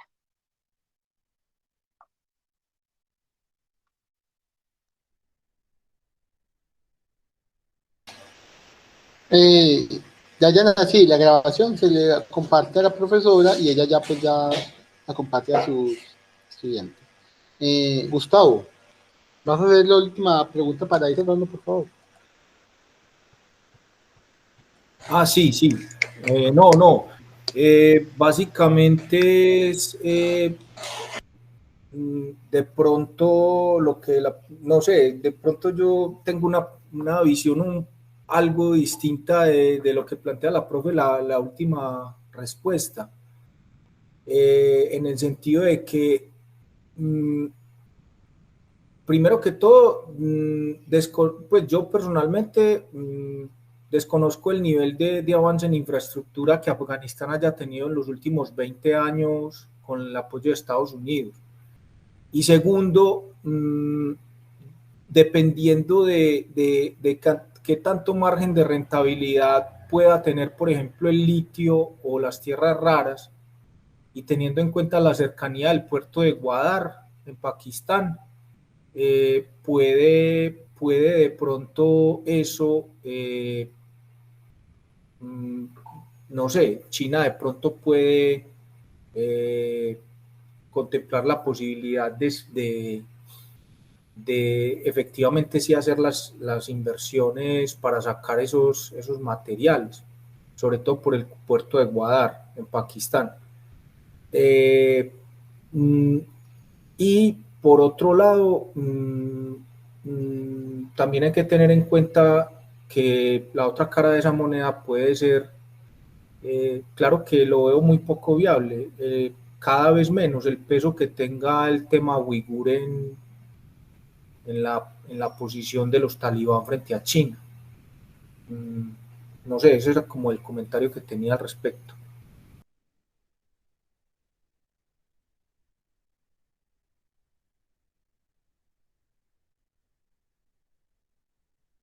Gracias, Tavo, por ese diálogo entre saberes de ambos profesores. Son las 6:50. Yo creo que podemos ir cerrando por el día de hoy. Nuevamente agradecería a la profesora María Fernanda por estar en este espacio. Recordemos pues, que este es el semillero de estudios geopolíticos y análisis individual de la Universidad de Antioquia. La profesora María Fernanda es doctora en estudios políticos. Al profesor Gustavo por hacer esa gran presentación, que es magíster también en estudios políticos. Muchas gracias a todos los compañeros que estuvieron y que llegaron hasta el final, a Oscar, a María Camila y a los demás miembros del semillero, muchísimas gracias, y a Glide, a los demás miembros del semillero, muchísimas gracias por estar acá y hacer grandes estos espacios en los que uno puede conversar, hacer un diálogo entre saberes, hacer una conversación entre distintas, digamos, facultades, que permite, digamos, una transferencia del saber, ¿cierto? De que María Fernanda estudia un tema y nos explica a nosotros y posiblemente en algún momento alguien de acá vaya a dar una charla por allá. Muchas gracias a todos. Javier, levantaste la mano. Gustavo, muchas gracias por la conferencia y darle las gracias a la doctora María Fernanda Vidal. Excelente conferencia, muy interesante. Es cierto, Oscar. Muchas gracias, Oscar. Listo. Recuerden, la grabación se les va a mandar pues a los del semillero, se les manda la grabación y ahora mismo, más tarde que me llegue el correo, yo le mando la grabación a la profesora María Fernanda. Y nuevamente, muchísimas gracias y esperamos que la podamos tener nuevamente en estos espacios. Muchísimas gracias. Buenas tardes, noches a todos. Buenas noches, gracias a ti, que estén bien. Gracias. Gracias, profesora. Feliz noche. Gracias, igualmente. Hasta luego.